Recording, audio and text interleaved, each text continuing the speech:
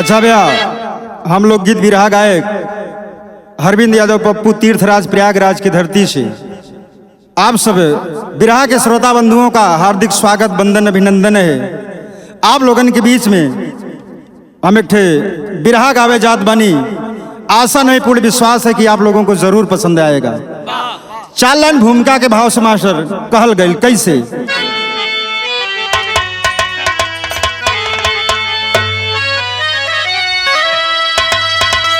अलविदा कह के जाना यही है हमें, जो गया सो गया अब नहीं आएगा। सो गया खो गया लेके अरमा यही, जो जलाओ चला अब नहीं आएगा। मारता है कोई मर रहा है कोई, अरे बच के रहना नहीं अभी कोई पाएगा। क्या बया को लिखे कभी कलम रो रही, अपने आंसू को भी नहीं पाएगा।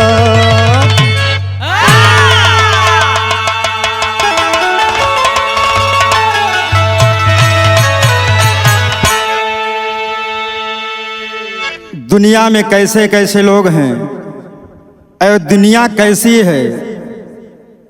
आज के जमाने में किसके ऊपर भरोसा किया जाए, किसके ऊपर ना किया जाए, बड़ी सोचने वाली बात है। मास्टर बिरहा में एक लाइन गजल का अंदाज बा।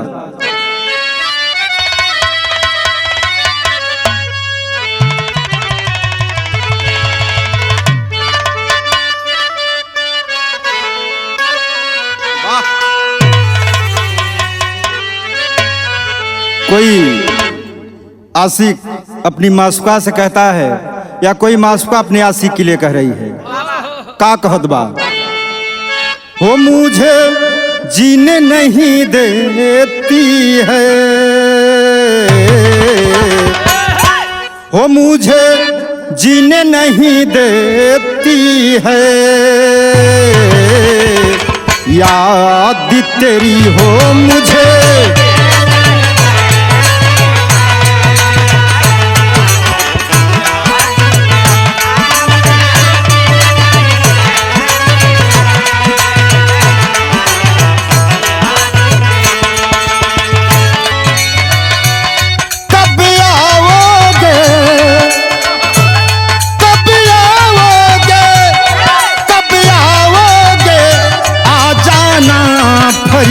याद मेरी हो मुझे जीने नहीं देती है। याद तेरी हो मुझे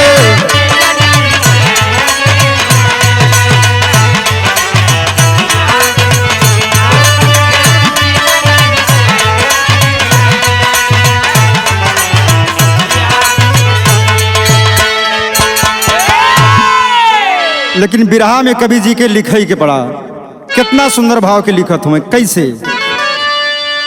हो कभी यहाँ कहीं दुनिया में,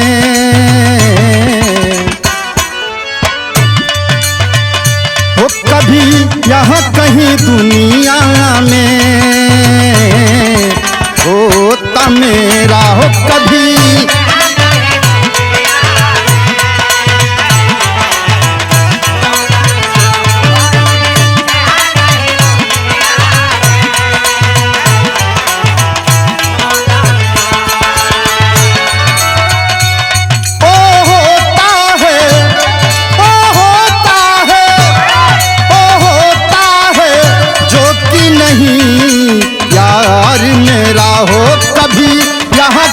दुनिया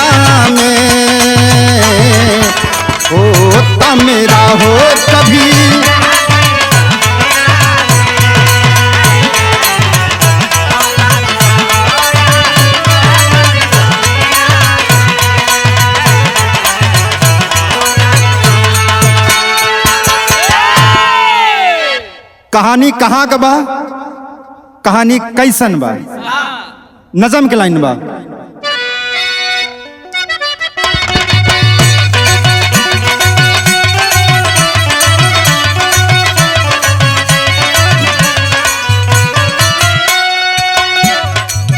यहीं की धरती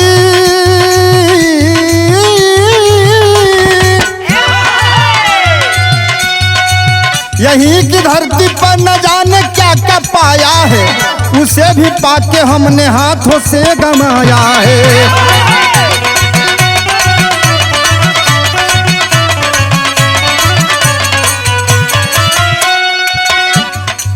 जमाने जुर्म की फरियाद कौन लेता है, जमाने जुर्म की फरियाद कौन लेता है, आस्था खो के अमराइयों को बोता है।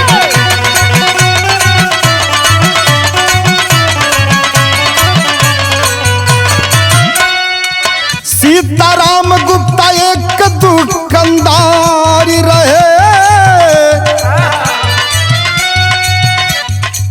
सीताराम गुप्ता एक दुकानदार रहे, बड़ा बाजार बरेली के ईमानदार रहे।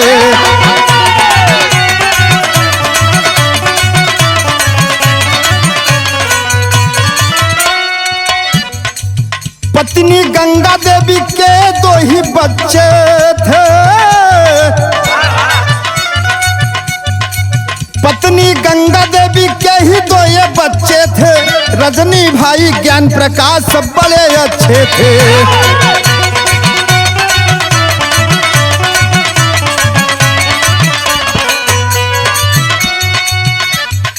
सीताराम तो दुनिया को यही छोड़ चले,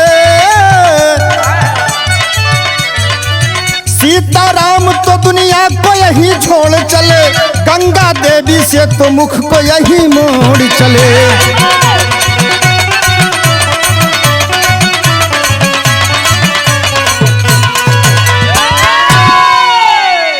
ए बाबू, बरेली के रहे वाले सीताराम गुप्ता जेकर नाम बतावल गई, सीताराम गुप्ता के दुई गो लइका, एक बेटी एगो बेटा, बिटिया का नाम रजनी, बेटवा का नाम ज्ञान प्रकाश।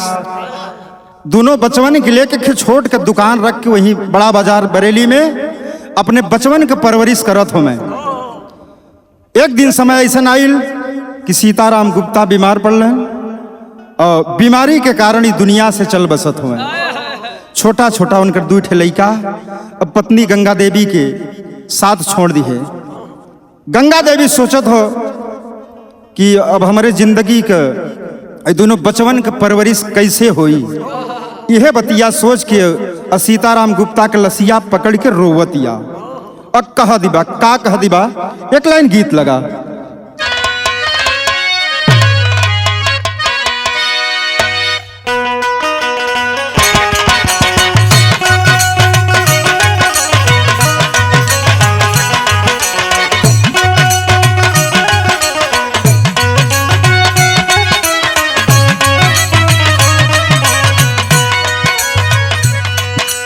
बड़ी पुरान गीत हो, कैसे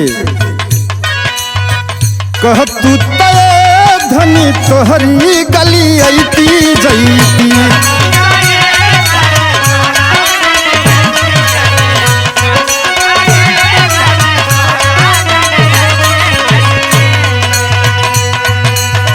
कह तू तय धनी तोहरी गली ऐती जैती, छत से बोले तू हल्लो हल्लो के छमकी छल्लो।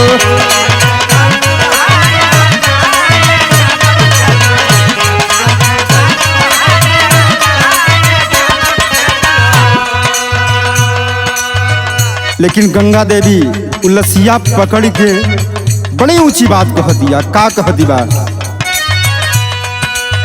हमरा के छोड़ी कहाँ गई लपराई हो,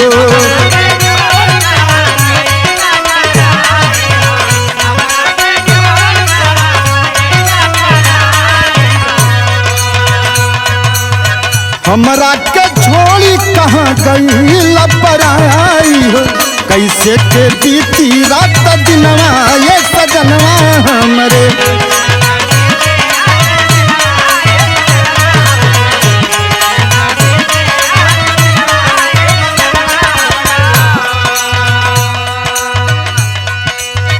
हमरे नवारिया के बाप तवारावा हो।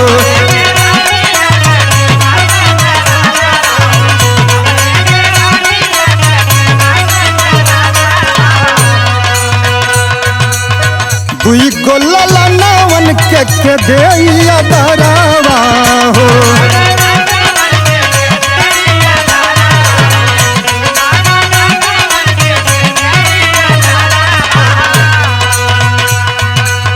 दुखवा में हुई है बिहनवा ए सजनवा हमरो।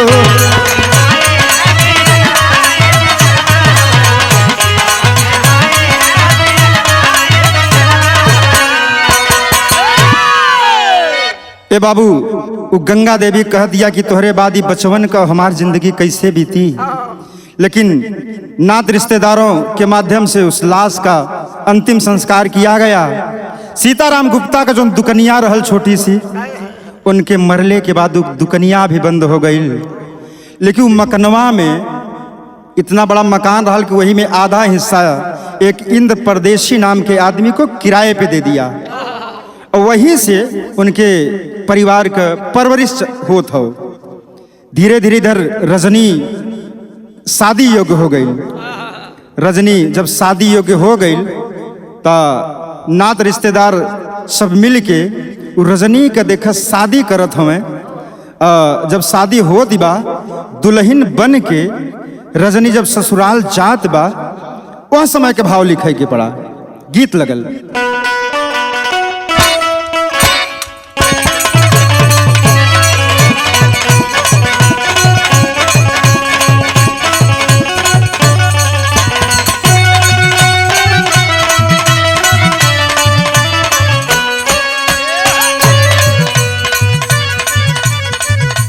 वह पर बक्सर यह पर बलिया बिछड़ में गंगा माई।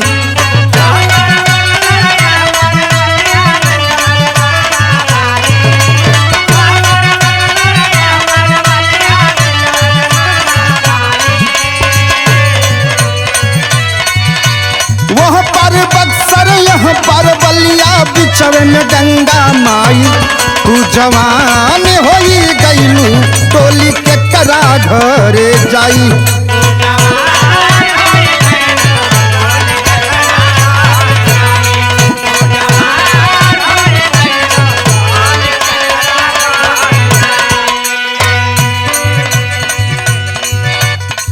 रजनी दुल्हन बन के जब अपने ससुराल में जाता तो कितनी बड़ी खुशियों के बाद खुशी में रजनी कह दिबा का कह दिबा।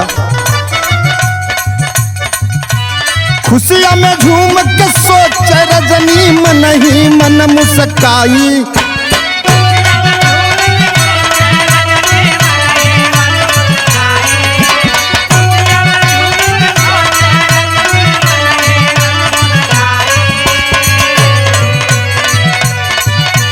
खुशिया में झूम के सोचली रजनी मन ही मन मुस्काई। लेके मन में मुराद गोरी पियावा घरे आई।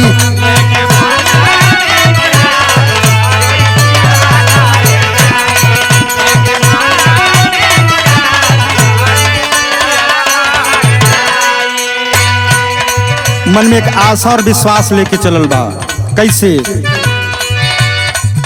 तो है का बताई सैया दिलवा में आस बा।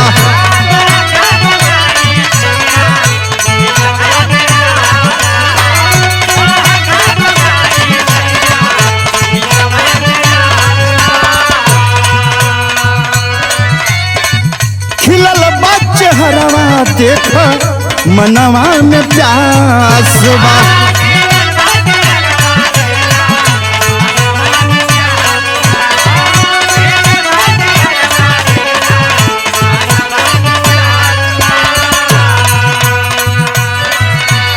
असर के आस में सजिया सजा के मन ही मन मुस्काई।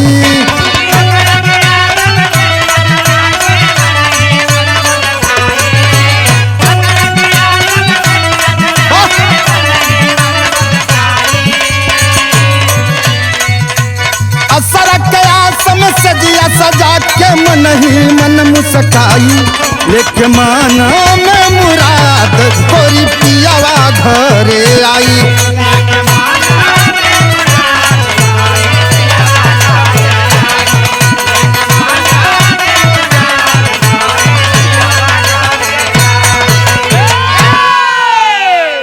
रजनी बाबूजी शादी ब्याह जब होएगा अपने ससुराल में जाता तो बड़ी खुशी बा, लेकिन देखा ये खुशी मात्र रजनी का 3 साल रहल।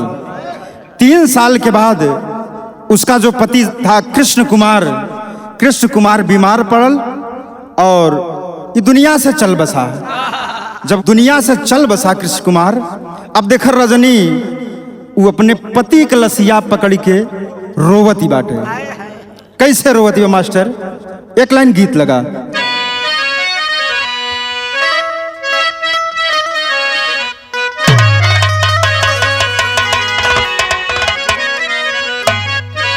देखा बड़ी पुरान गीत हो, पुरान चीज में जौन दम बा वह नईकी में ना बा। कैसे? अब सनन रतिया डोले, अरे सनन रतिया डोले कि बहे जब पवनवा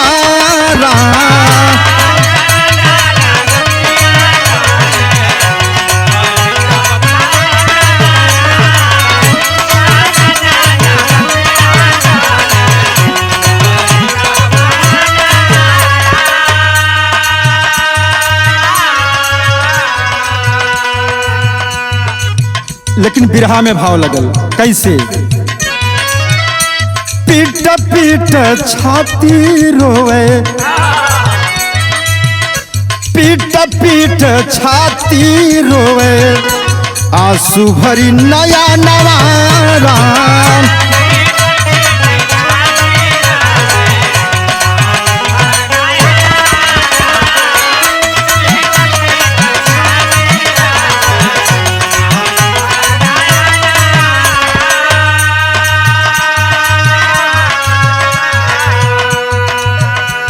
छोड़ी काहे हम के कैला,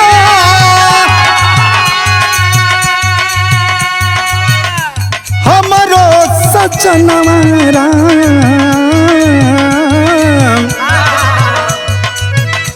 पीट पीट छाती रोवे, पीट पीट छाती रोवे, आंसू भरी नया नवारा।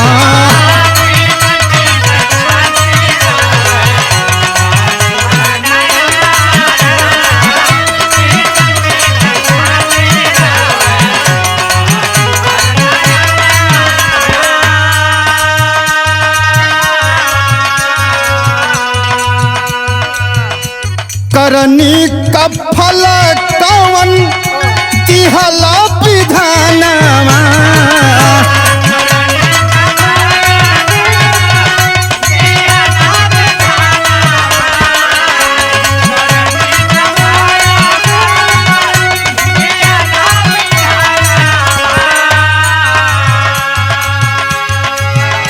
देख कई है का हो दिहला तू जनमवा।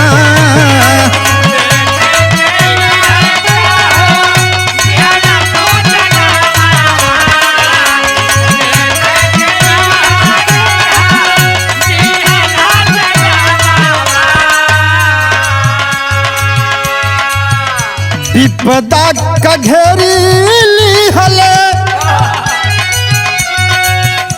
विपदा का घेरी लिहले, पट हो पदरवारा।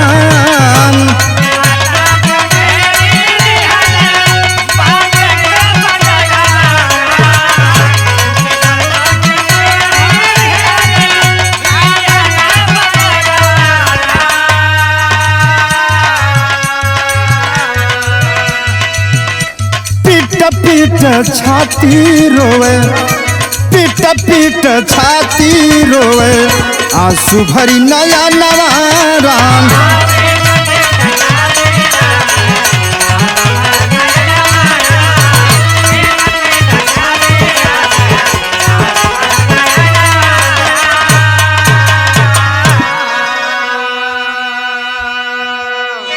ए बाबू कृष्ण कुमार के मरले के बाद रजनी अभी सोच दिया कि अब हमारे जिंदगी का परवरिश कैसे हुई। उधर ओकर जो ससुराल वाले रहले ओके परेशान करब शुरू कर दिले।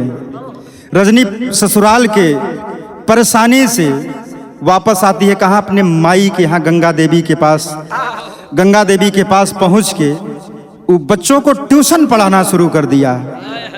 और धीरे धीरे रजनी के एक मौसी रहली जेकर नाम बा कांता। कांता के मदद से रजनी का दूसरी शादी हो जात बा कोनो बढ़िया लड़का देख के कानपुर में, और जेकर नाम बतावल गया कि राम स्वरूप।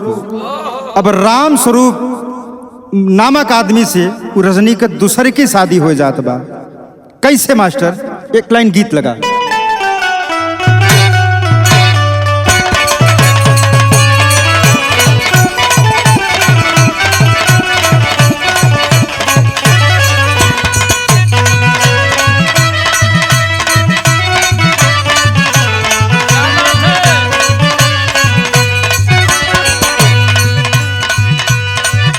कोनो मेहरारू अपने राजा जी से कह दिबा, का कह दिबा? चुड़िया चट चट फोरला,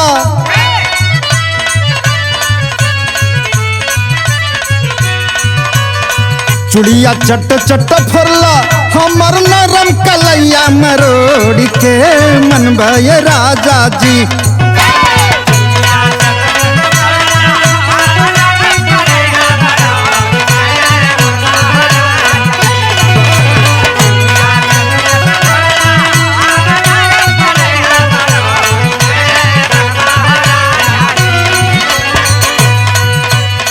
चुड़िया चट चट फोरला, हम नलम कलैया मरोड़ के मन भय राजा जी। आए हाय मन भय राजा जी, अब का खाटी कपाटी तोड़ के मन भय राजा जी।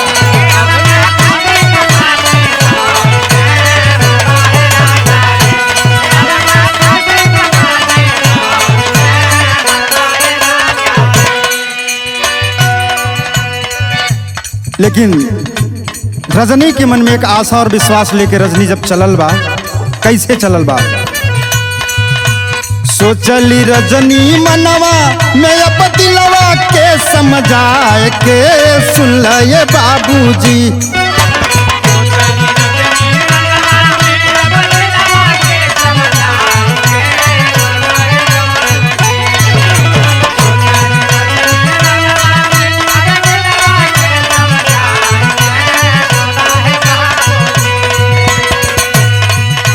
सोचली रजनी मनवा मैं अब दिलवा के समझाए के, सुन ले बाबूजी। आए हाय सुन ले बाबूजी, भूलल दुखवा सुख गए पाए के, सुन ले बाबूजी।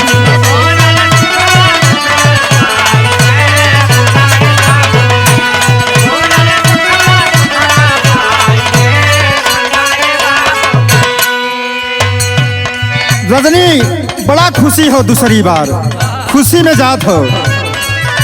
माई के छोड़ी दूजे घरवा में आवली,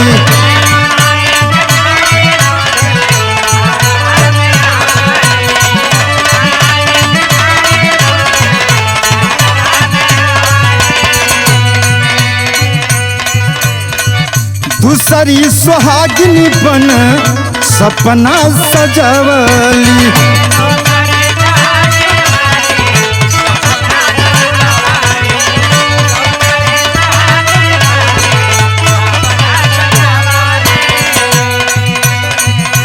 डूबल बयासा आइल निराशा, समया के समझाए के, सुन ले बाबूजी।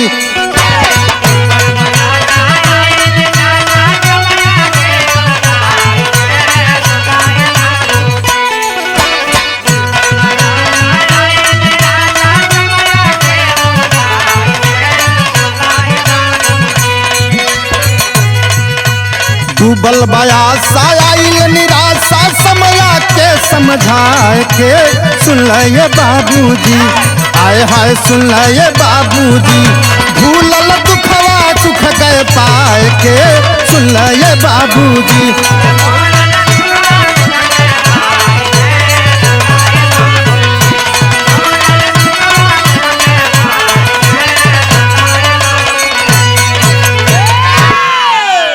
रजनी जब दूसरी बेरी सुहागिन बनती है तो बड़ी खुशी हो, खुशी में जाके ससुराल में रहत बा कोनो दिक्कत ना बा। लेकिन ये बाबू धीरे धीरे जब समय बीतत हो तो देखे के घटना घटत हो, बिरहा में सारंगा लगत हो।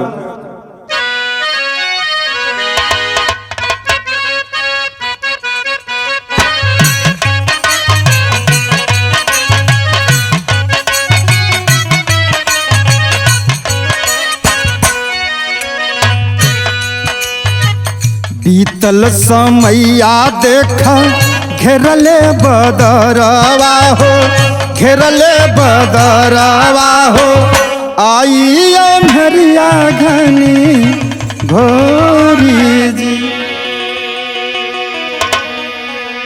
8 फरवरी 85 के दिनवा 85 के दिनवा हो, कैले विधाता तीन दूरी जी। रजनी के जिंदगी में देखा अब बड़ा घनघोर विपत आवतिया। 8 फरवरी सन 85 के दिन एक घटना और घटती बा। कैसे? कैले विचार खाई ले महुरावा के, ले महुरावा के, दूजे गर्भवा कैले आए जी। रजनी सोच रही है कि काहे न हम जहर खा ले, जहर खा के अपन जिंदगी हम यहीं समाप्त कर देई। काहे बदे? या बदे कि राम स्वरूप भी बीमार पड़ ले, दुनिया से चल बसले। लेकिन राम स्वरूप का निशानी ओकरे पेट में पलत हो, करे गर्भ में पलत हो। यह बतिया के रजनी सोच के फिर कहती बा, सोचे दुअरिया जाई माई दुअरिया आई, माई दुअरिया आई, तीजे दुशासन गईले आई जी। एक दिन समैया आई पियले सरबिया जाई, पियले सरबिया जाई, रजनी पर कैले अत्याचारी जी। रजनी वापस अपने माई के पास आवत बा और सोचत बा काहे न अपन हम जीवन लीला समाप्त करे। लेकिन ये गर्भ में जो पलत हो लइका ओकर बात सोच के वही अपने माई के पास रहत बा। लेकिन जो किराएदार इंद्र परदेसी रहल वो देखा भाड़ा देना भी बंद कर दिया और रजनी के साथ मारपीट भी शुरू कर दिया। रजनी सब बतिया सोच के बड़ा दुखी हो। फिर रजनी कहती बा,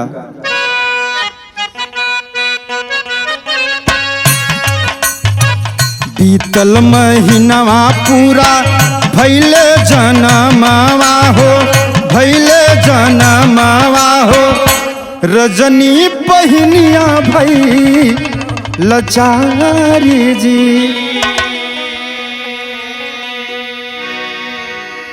बाबूजी धीरे धीरे समय बिता। रजनी के जोन गर्भ में जोन गर्भ पलत रहल 9 महीना के बाद एक रजनी एक लड़की को जन्म देती है और लड़किया का नाम शिल्पी रखल गई। शिल्पी के लेके अपने माई के पास अपन जिंदगी बितावत हो। रजनी अपने माई के यहाँ एक स्कूल में अध्यापिका का नौकरी करे लगे। रजनी जब स्कूल जाए बच्चों को पढ़ाने के लिए तो कर चेहरा बड़ा मायूस रहल। वही स्कूल में एक जने अध्यापक रहले जेकर नाम बीरपाल सिंह बतावल गई। बीरपाल रजनी से जब पूछे कि रजनी तुम बताओ क्यों इतना मायूस रहती हो, अपनी पूरी बात बता दिया, पिछली बात बता दिया। बीरपाल एक दिलीप नाम के आदमी से रजनी का संपर्क करवाते हैं। चूंकि दिलीप एक अपराधी किस्म का व्यक्ति था। जब दिलीप सिंह से परिचय कराते हैं रजनी का, दिलीप सिंह एक दिन अपने साथियों के साथ पहुंचता है और इंद्र परदेसी के साथ में मारपीट करता है और कमरे से निकाल के भगा देता है। इंद्र परदेसी तो कमरा छोड़ के भाग जाता है, लेकिन दिलीप सिंह कहले कि ये रजनी, हम तोहार काम तो कर दिहली, अब तो के हमारे को काम करे के होई। रजनी कहल का बाबू बतावा, आपका का काम हो? दिलीप सिंह कहत हमें कि तुम एक पढ़ी लिखी हो और स्कूल में पढ़ाती भी हो, तो क्यों ना हमारे बच्चों को आप ट्यूशन पढ़ा दिया करो। अब लेखा रजनी दिलीप सिंह के लड़कन के ट्यूशन पढ़ाना शुरू कर दिया। एक दिन के बाद बा रजनी जब ट्यूशन पढ़ावे खातिर वो दिलीप सिंह के घरवा जब आवत हो तो लइका ना हो। दिन रजनी पूछत हो कि का बाबू लइका ना हमें? दिलीप सिंह बतावत हो कि लइका तो अपने नानी के यहाँ गए हो। रजनी जिस समय कमरे से निकलना चाहती है, दिलीप सिंह रोकता है और कहता है कि रुको, क्या बच्चे नहीं है तो क्या हमें नहीं पढ़ा सकती हो? रजनी कहले रे बाबू तू तो खुद ही पढ़ल लिखल हो, हम तो के का पढ़ाई। लेकिन रजनी उनकर कहल के बतिया समझ गई। जब बतिया समझत हो तो देखा रजनी या दिलीप सिंह में के बीच में एगो और बात होती बा। यहाँ के लाइन गीत लगा, गीतिया देखा नए जमाने वाली बात है। कोनो लड़की एगो लड़का से प्यार करतिया और प्यार तो करती बाटे, लेकिन लड़किया के शादी कहीं और मनाए गए। ए हीरा भैया वो अपने आशिक से कह दीबा कि ये राजा जी ससुरा तो हम जात बानी, लेकिन एगो काम करिहा। का कह दीबा?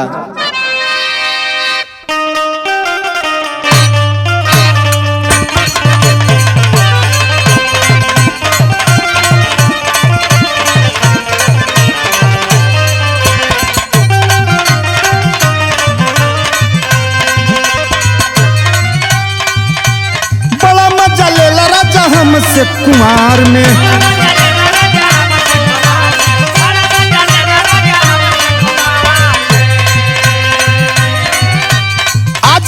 कमी कली तोहरा से प्यार में।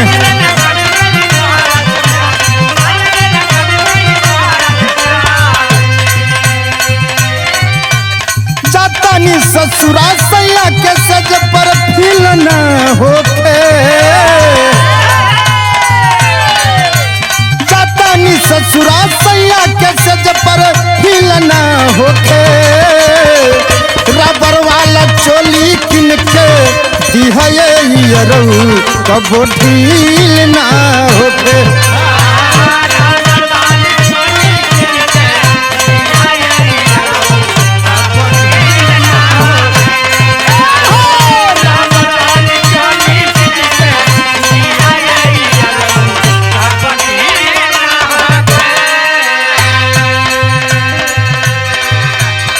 लेकिन बिरहा में भाव लिखल गई कैसे मास्टर? जहिया से देखल बानी सुन हमर जान हो,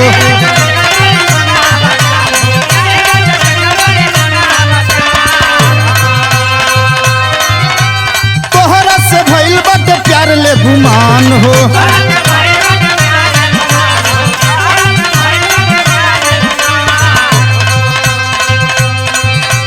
छोड़ब न कबहू सखवा कौनो बात ना होई,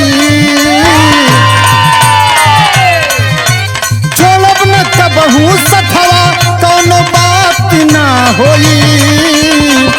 तोहरा से करब शादी सुनए करे जा, यह बात ना होई।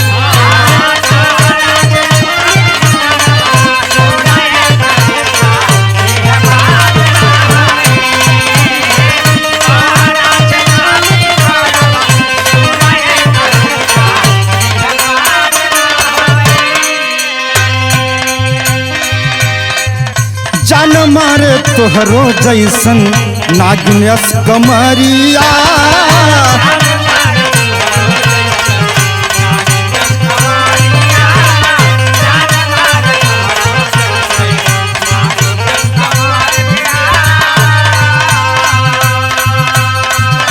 दिलवा में आई जैबू हमारी गुजरिया।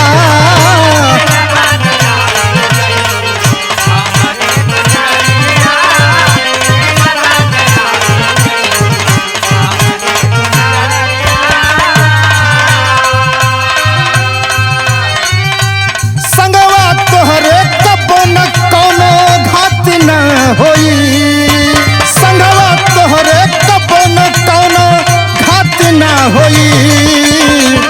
तोहरा से करब शादी सुनए करे जा, यह बात ना होई।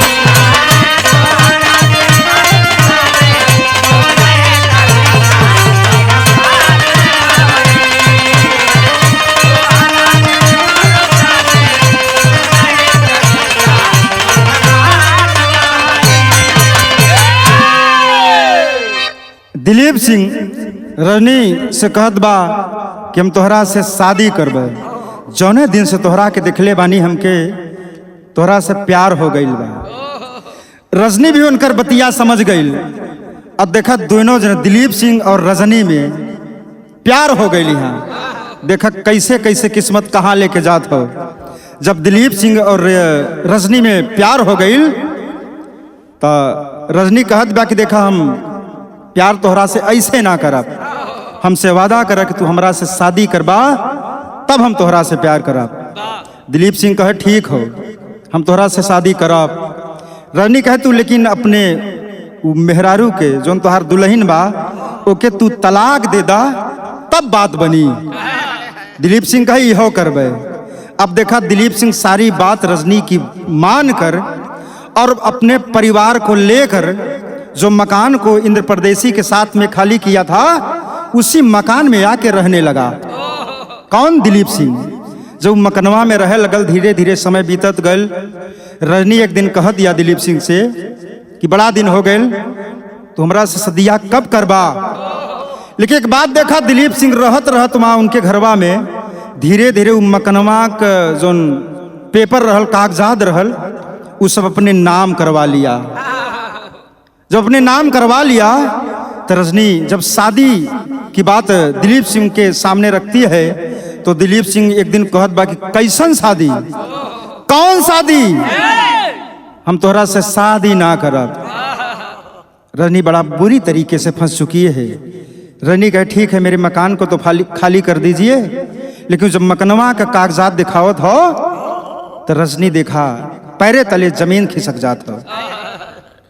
अब रजनी करत काबा एसएसपी के पास जा दिया, थाना में जा दिया, कहीं कोनो सुनवाई ना होत बा। समाज सेविका अंजू पांडे एक जन रहली, उनसे को रजनी का सब संपर्क भइल तो अपने औरतों के साथ में जो उनका ग्रुप था उसके साथ एसएसपी के पास जाती हैं और मुकदमा दर्ज करवाती हैं। लेकिन ये पता चलल कि दिलीप सिंह एक दलाल नेता के घर में बैठा है। तो अंजू पांडे अपने ग्रुप को लेकर जो उनकी टोली थी औरतों को लेकर पहुंचती हैं दलाल नेता के घर में। जब पहुंचो तो उनका दिलीप सिंह के पकड़ के अब बड़ा लोगन मार मर ली। जब मार मर ली FIR तो पहले हो चुका उसके नाम से, पुलिस इंतजार भी कर रही है और पुलिस को पकड़ा देती है। जब पुलिस को पकड़ैले बानी ता ओकरे ऊपर मुकदमा चलल और गिरफ्तारी भइल, जेल गईल। लेकिन ओकर मकान उके सब खाली करे के पड़ल। जब मकान सब खाली हो गए अब देखा अंजू पांडे और SSP केवलानंदन भट्ट द्वारा उस रजनी की तीसरी शादी होने जा रही है। तीसरी बार उस सुहागिन बने जात हो मास्टर। बिरहा में एक लाइन गीत लगा।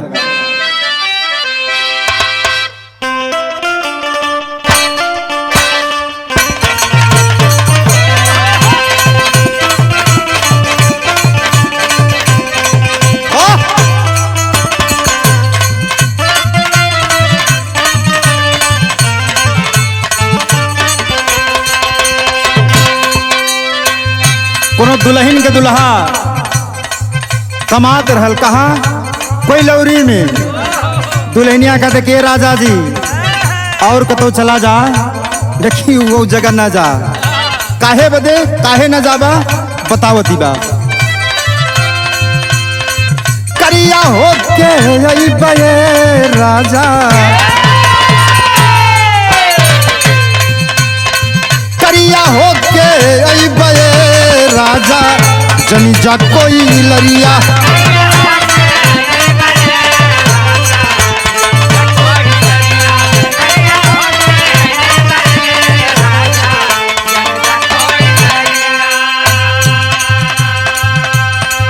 लेकिन बिरहा में भाव लिखे के पड़ल कैसे मास्टर? लेके मन में मुराद चली भे,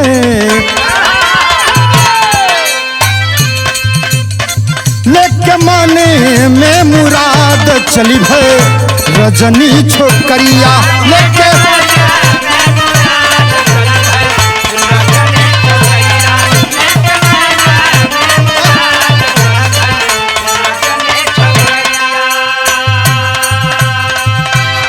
शिल्पी लेके छोकरिया आई, पाई पिया में जन्म न भाई।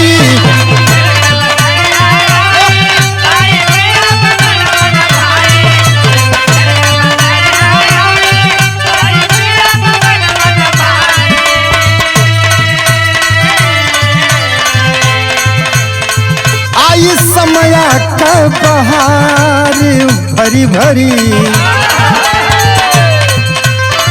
आई समया कै बहार भरी भरी, मारे ली नजरिया। आई समया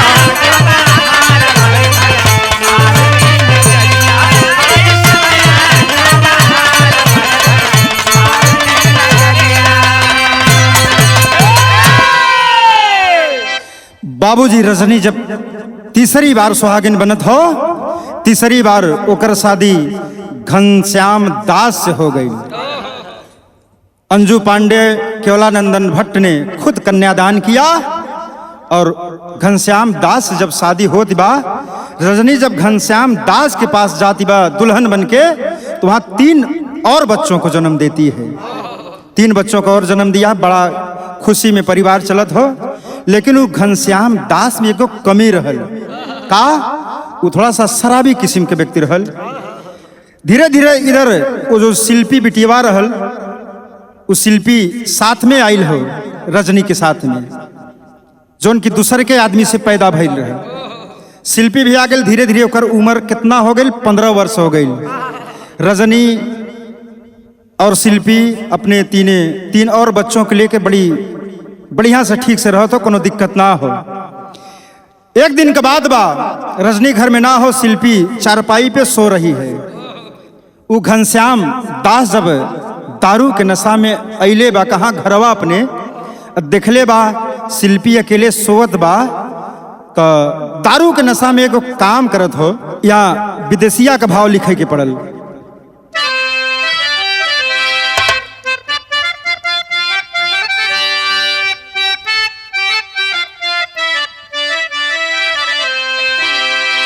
कि पापी बेईमानवा न मनला कसैया हो, नोच दिहल तनिक बसनवा ये बाबूजी। रोई रोई शिल्पी तो बोलली बचनिया हो, कि जनी लूटा हमारो इज्जतिया ये बाबूजी।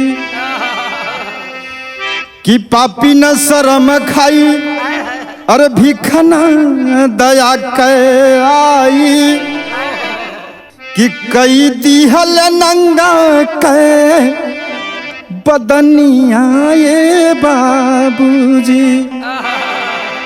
कि लूट के इज्जत लिहल,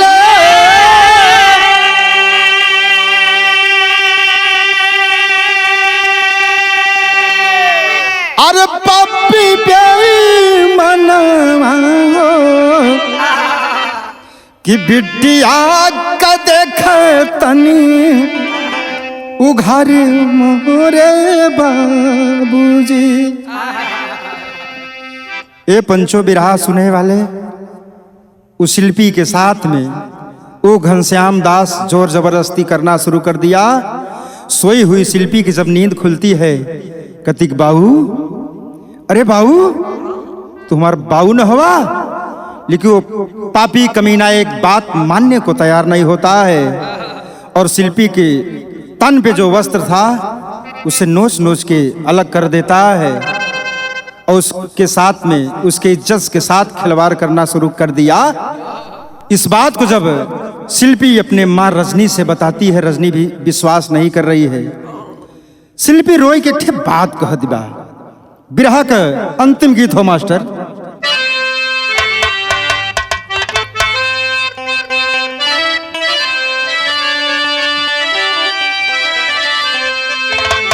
गीत से बढ़िया हमारे बिरहा में बिरहा का भाव लिखे के पड़ल। अरे मोरी माई हो कि अरे मोरी माई हो, अरे जन्म महुरावा दिहलू कहीं ना खिया। अरे मोरी माई हो,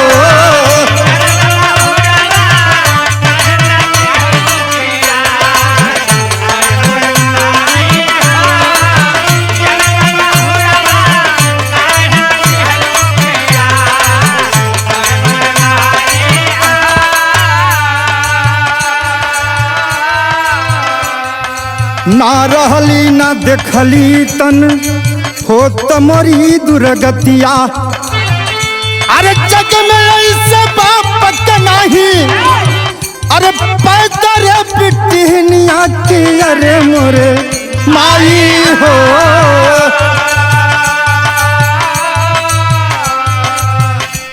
कि अरे मोरी माई हो, साल भर कैले पापी अत्याचार। अरे मोरी माई हो,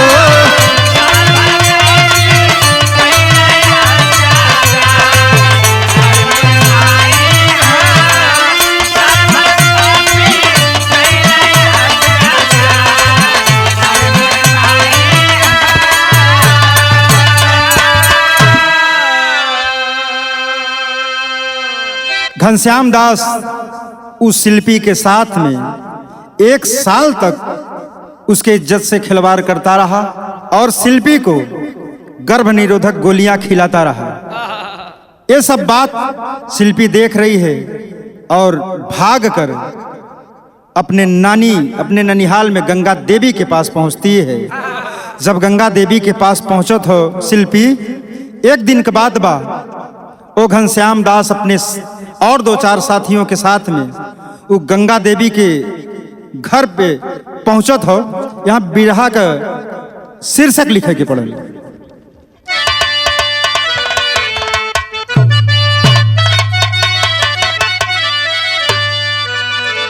गांधी की खाद गंदी हो गई, गांधी की खाद गंदी, कि गांधी की खाद गंदी हो गई। सामाजिक परिवर्तन में आंखें हो गई अंधी। अरे रे अंधी। घनश्याम दास अपने और 2 साथियों के साथ जब उस गंगा देवी के दरवाजे पे पहुंचता है जहां शिल्पी रह रही है, तो गंगा देवी के सामने देखो करत का हो। बिरहा में पहपट का भाव लगल।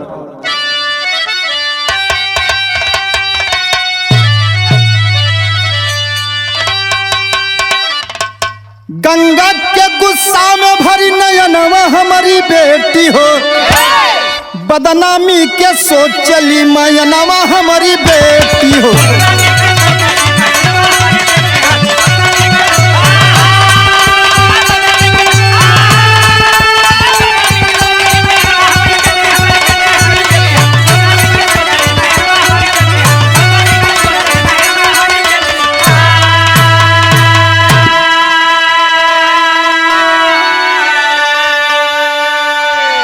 मई 28 2000 के दिनवा गई ले आई हो, लौट पड़ोसी के घर से तब गंगा गईली भाई हो। घनश्याम के साथ दुई पिरनवा हमारी बेटी हो, शिल्पी के संग फिर डूबली मनवा हमारी बेटी हो।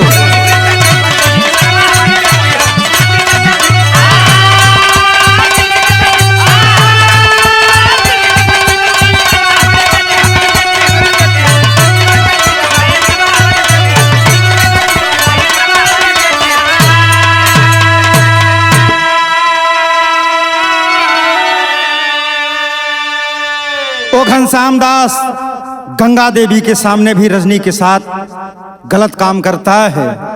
अब देखा गंगा देवी और अंजू पांडे सब लोग मिलके अभी बतिया के कहां लेके जात हो। बिरहा में आल्हा का भाव लिखे के पड़ल।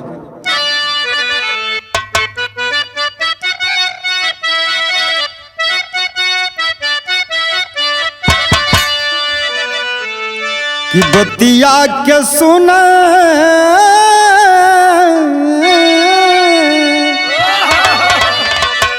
कि बतिया के सुनली जब अंजुर बहनिया भैया,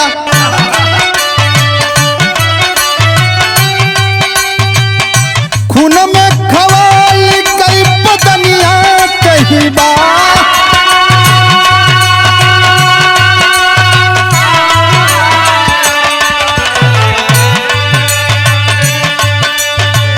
अट्ठाईस मैया दुहा चार वाला दिनवा भैया, शिल्पी के साथ कैली जतन गरया,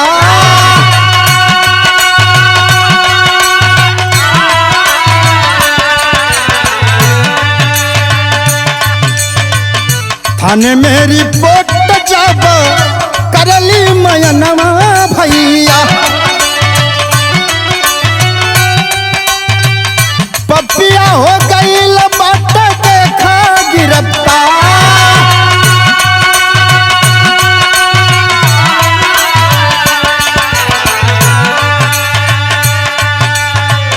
दुखवा में डूब गईली रजनी बहनिया भैया,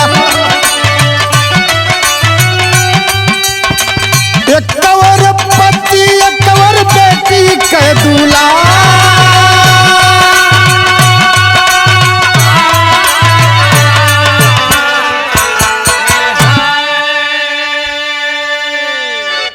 वो समाज सेविका अंजू पांडे और गंगा देवी शिल्पी को लेकर इज्जत नगर थाने में जब पहुंचती हैं, वो घनश्याम दास के नाम से FIR करती है और पापी गिरफ्तार होता है, पकड़ा जाता है, उसे जेल के सलाखों में डाला जाता है। लेकिन इधर रजनी देखा सोचती बा एक और पति और एक और बेटी, उसे दोनों तरफ से सोचना पड़ रहा है, दोनों तरफ से मजबूर है। अभी आप लोग देखा कि दुनिया में कैसे कैसे लोग हैं, रजनी के पूरे जीवन में कैसी कैसी घटना घटती है और यहाँ तक आती है। आज के जमाने में किसके ऊपर भरोसा किया जाए, किसके ऊपर विश्वास किया जाए? एक बाप होके और एक बेटी के साथ में ऐसा कुकर्म करता है, किसके ऊपर विश्वास किया जाए कि न किया जाए? बिरहा में अंतिम भाव लिखे के पड़ल।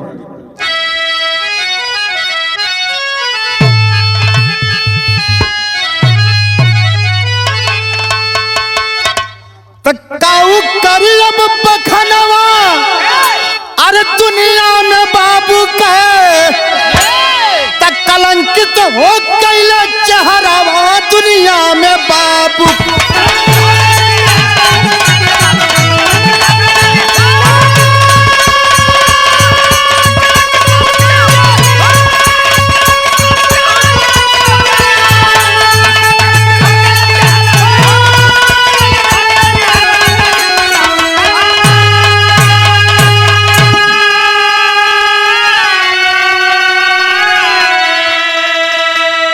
यही रे जगतिया में बाप यस होई, तो बाप बेटी का रिश्ता साफ कब होई?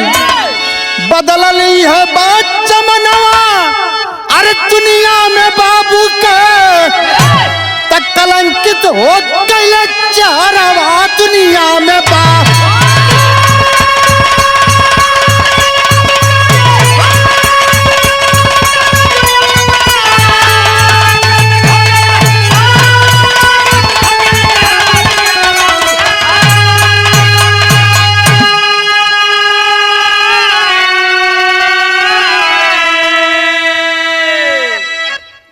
वो घनश्याम दास जेल के सलाखों में बंद हुआ और इधर शिल्पी के साथ में गंगा देवी और रजनी अपना जीवन यापन करना शुरू किया।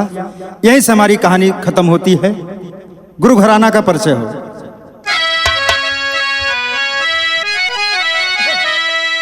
राजपुत्र गुरु राजाराम भय स्वर्ग कैवासी।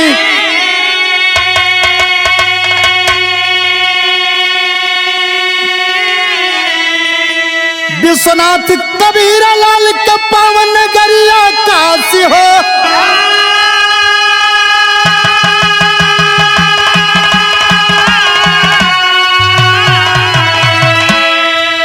कि गांधी की खादी गंदी हो गई तो पप्पू पंचमलाल के कलम हो गई। अंधेरे कदी की खादी गंदी हो गई।